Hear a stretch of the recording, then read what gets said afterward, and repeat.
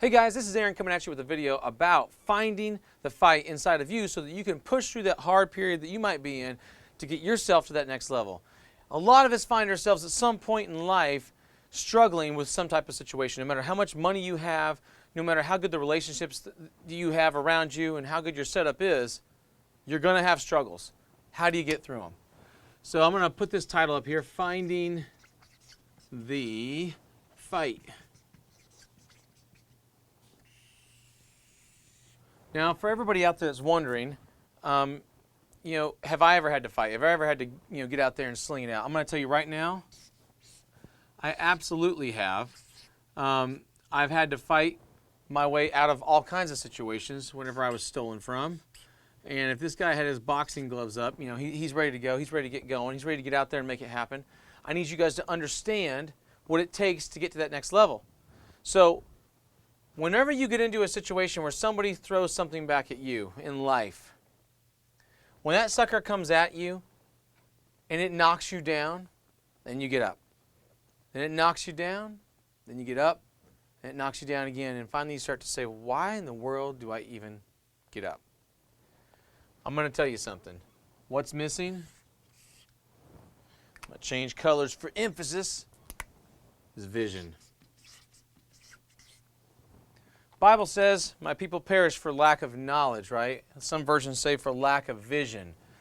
If you can see in your mind's eye what it is you're getting up for, you'll go to the next level. Whenever you're trying to get to the next level, new level, new devil, people joke about this, but whenever I see a shop owner literally double in sales on our program, the number one thing I see come at them is maybe their friends.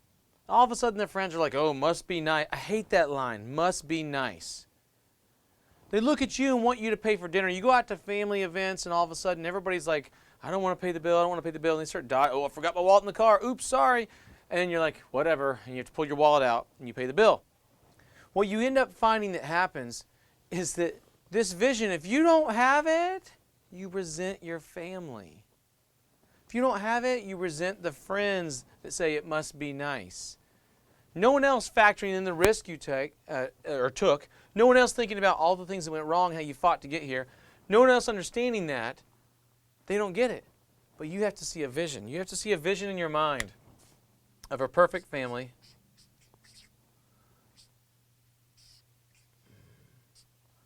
Let me get my legs straight here.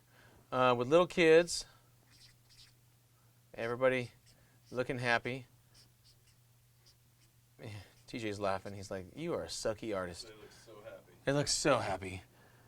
Really long hands there. And you have to have that vision of your family. You have to have that vision of your checking account. You have to have that vision of experiences. I'll draw just a mountaintop. You have to have that vision of happiness. You have to have that vision of purpose. What would be a good symbol for purpose? Your name goes in the history books, right? Sorry, I'm a sucky artist, guys. So your name's in the history books, and y'all have seen that thing that says, women who behave rarely make history. My wife is one of those types of women. She rarely behaves. Like always trying to get her to do things. Nope, ain't gonna happen. So your name's in the history books, you're smiling, you have amazing experiences, you get cash in the bank, you got a beautiful family, and you go, this is what life's about. That's what life's about. Well, when you stop and you think about it, if that's what life's about, and you finally got your purpose, your significance that you've been searching for, especially when you get in your 50s and your 60s, you finally have happiness, and you get it, and you try to understand it. You have an amazing experiences, you're realizing how big the world is, and you can't believe all the things you still don't know. You have enough money to do whatever it is you need to do, and you have a great family. When you get to that place and all this stuff starts lining up, and you have that vision for all this, it all works except for the day, oh, lost my marker, except for the day that something like a rocket, like a missile, literally, comes and it is got like the the nuclear symbol on it because it's bringing pain. And you're just standing here, happy-go-lucky, everything's going great. Life's awesome. And this sucker comes screaming at you with its jet power. And you're like, oh, this is going to be great. My life's great. And you have no clue that this missile right here is racing towards you. You have no clue that your life's about to be over. You have no clue that the life that you know is going to take a huge curve. Now here's what I'm going to tell you. When that thing hits and it knocks you flat on your butt, and now you're laying down and you don't know what to do, and you're sitting here and you're frowning and you're upset, and this rocket just knocked you out, took you out of the game, and you're trying to figure out what to do, in that moment you have to decide, am I going to get back up? What causes people to get up?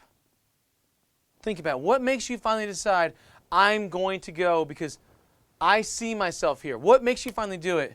When you finally get a sense that you belong, that you matter, and that you're important. See, it's very easy to give up when you don't matter. It's very easy to give up when you are just here to fix cars and make a little bit of money, help out your family, your vision's super small, you've never turned out to be much of anything, and you don't think it matters.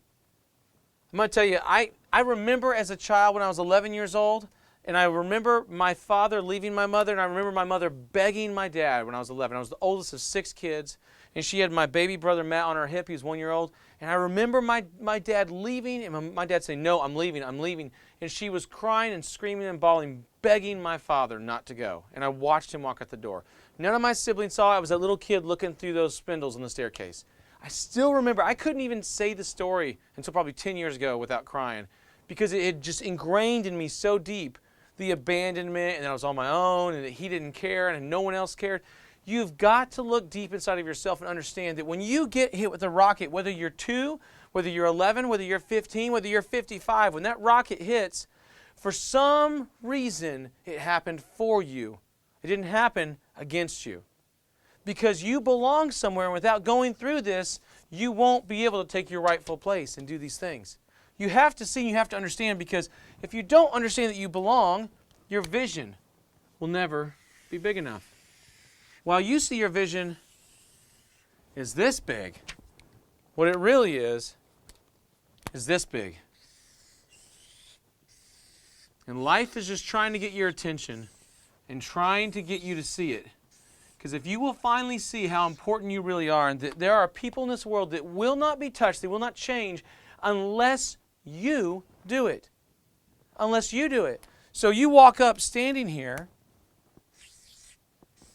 and you don't realize that this right here, this vision that's coming out of your mouth, isn't going to happen unless you speak it. Unless you speak this into existence, it won't happen. But the only way it's going to be spoken into existence and people hear about it is if you go through some things that cause you to doubt and then reapply and drop anchors in a place that says, I freaking belong here. And it knocks you down. You go, no, but I belong. And it knocks you down again. You go, no, but I belong. And it knocks you down again. You go, what am I supposed to learn out of this? What am I supposed to do? How am I supposed to change? There's a different way to get up for me to get to this place and embrace this vision. If you don't see that you belong, then the whole thing doesn't work. See, there's so many people that think, there's things that situations in life that are just coincidences, and they don't think they're tied together. And I gotta point something out. This is the craziest thing. If that's you right there, if you don't do what you're supposed to do, that person won't be touched, that one won't, that one won't, that one won't, that one won't, that one, this one, this one, this one, this one, this one, this one.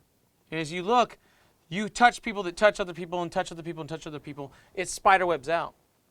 But if I was to come in here and take you out, the source, it would all be cut off and none of it would happen. Oh, God will choose somebody else to do it. Somebody else can handle this. Somebody who's more prepared. Somebody else who's better. Somebody else who's perfect. All I know is throughout time, and I don't care what you believe, just take the lessons for what they are. Throughout the Bible, over and over and over, the men that were chosen were the ones that appeared not qualified. The women that were chosen were the ones that appeared like they couldn't pull it off. But every single time, they were the one. It's never the one that has the perfect life and has everything go great. They belonged more than anybody. Most of us here right now, we don't feel we belong. And when you don't think you belong, it's because there's this huge lack of identity. And when you don't think you are important, it's basically saying, I'm an orphan. And that's what I struggled with when I had those abandonment thoughts. And when you understand that you're not an orphan, that you're a child of God and you've got something important that is supposed to happen because of you, it's bigger than fixing stupid cars. You're fixing lives. There's something so much bigger. When you get that and you understand that, all of a sudden this identity for you becomes super important and you get it. And you go, you know what? I'm getting up. I still remember the day I was staying in our master bedroom and I was going through hell after that guy stole from me. And everybody's telling me to file bankruptcy. Everybody's telling me it's over, it's over. And I was stomping back and forth in the master bedroom. I was like, I'm going to figure this out. And I had read a book called The Obstacle is the Way. And I'm going to encourage everybody to get this book. It's by Ryan Holiday. And it's called The Obstacle is the Way. You need to get this book by Ryan Holiday. The Obstacle is the Way. What ends up happening in this book is he says that there's no way to go around it, there's no way to go over it, no way to go under it, go to the left. The only way to have it happen, the only way, every single time, is for you to go for it and go straight through it. If you think about it, there's a wall. And the only way to get through this is to go through it. And if you don't see that you have to go through this, every single time, every single time, every single time, you will find yourself stuck, laying on the ground right here, every time, believing that you're destined to lay flat on your back and you don't deserve anything else. You have to see every single time that you've got to go through this wall. That's the only way to get there. Your vision is what tells you that you belong on that side. And this is the thing I always see. People are standing on this side of the wall, and they don't think they ever deserve to stand on that side of the wall. Whenever you have identity that says, I'm important, there's something that's a purpose for me, I'm supposed to do something, you end up over here. When you're an orphan, you're always left on this side. You try to crawl over the wall and you fall down. You try to crawl and you fall down, but it doesn't matter. You've got to see that you're supposed to have purpose, you're supposed to have happiness, you're supposed to have amazing experiences, you're supposed to have money, you're supposed to have an amazing family. And all this is in this vision. But the problem is, you won't get up until you look and you see this small vision and realize this is wrong. My vision is all the way over here. And when you see how big the need is for you and that you belong, you will finally fight and you will get up. Because that's what happened to me that day. I stomped around my master bedroom and I told my wife, I'm done. I'm sick of this crap. I'm not doing it anymore. And blah, blah, blah. And she said, go, do it, do it, do it. And she got right back in my face and she's like, let's do it. I still remember the day I decided to fight. And right after that, I read this book and it showed me how. Read that book, understand this process, and understand that this is not your vision. This is how big your vision is. You're way more important and you've been playing way below what you're capable of. All right, guys, I will see you in the next video.